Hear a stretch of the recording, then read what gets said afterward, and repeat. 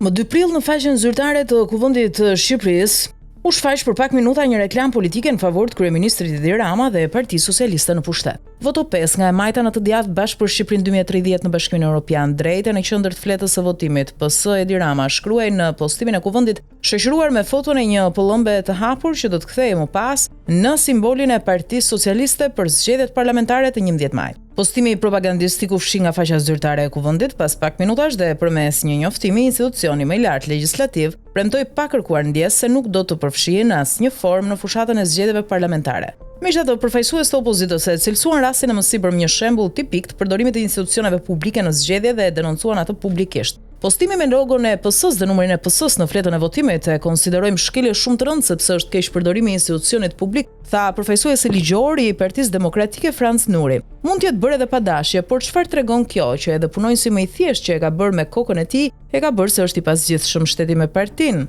Thot ai për Birn. Deputeti Engeleda Libeaj, pjesë e koalicionit Djathtas për Zhvillim, shkoi më tej duke denoncuar këtë rast si krim të rënd zgjedhor në Komisionin Qendror të Zgjedhjeve dhe në prokurorinë e posaçme, por Libeaj u ankua se denoncimi i tij përmes platformave të ngritura online nuk ishte marrë në shqyrtim. Nuk ka ende asnjë reagim, heshtjevari, tha Libeaj. Përfshirja e Kuvendit të Shqipërisë në propagandë partijake është vetëm një nga rastet e keq shpërdorimit të institucioneve në zgjedhjet parlamentare të 11 majit, nga kryeministri Edi Rama deri tek ministrat e kabinetit të tij. Birn identifikoi raste të shkrirjes kufive mes pozicionit zyrtar dhe atij partijak në funksion të fushatës elektorale. Në komunikimet e tij sy me qytetarët nga zyra e tij, kryeministri Rama mban në plan të dukshëm 2 simbolet e fushatës së tij: statujën e një bufi me të cilën ai ironizon rivalin e tij politik Sali Berisha dhe 5 gishtat e një dore që përkon me numrin e Partisë Socialiste në fletën e votimit. Më 14 prill, qendresa qytetare, një organizatë e shoqërisë civile që monitoron fushatën elektorale, denoncoi ministrin e Brendshëm Ervin Hoxha për përdorimin e mjeteve të Gardës së Republikës për të bërë fushat për Partinë Socialiste. Në shkelje flagrante, ministri i Brendshëm Ervin Hoxha përdor makinën e shtetit dhe Gardën e Republikës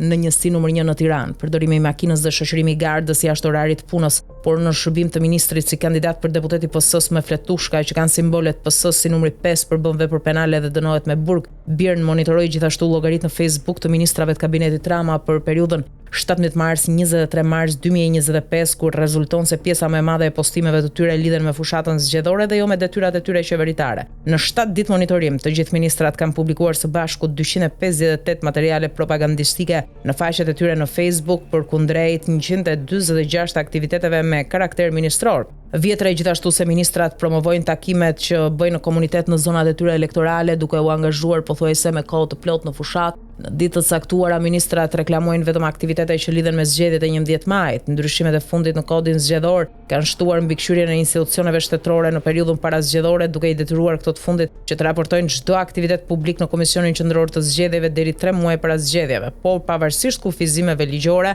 Rigers Xhamollari nga qendresa qytetare thotë se shkeljet kanë qenë të shumta. Shqetësimi ynë më i madh në këtë 3 mujor ka qenë shndërrimi i shtetit në shtet elektoral, tha Xhamollari, duke theksuar se në këtë periudhë institucionet kanë rritur transaksionet me individët si në rastin e bonusit të pensioneve apo prokurimet me klientët e tyre. Franc Nuri, përfaqësues ligjor i Partisë Demokratike në Komisionin Qendror të Zgjedhjeve, pohon se deri më tani kanë depozituar më shumë se 80 denoncime për një duzinë institucionesh, mes tyre edhe ministri. Duke ju referuar simboleve partijake të Ramës në zyrën e vet në kryeministri, Nuri tha se nuk mund të trajtosh zyrën e shtetit sipas qejfi.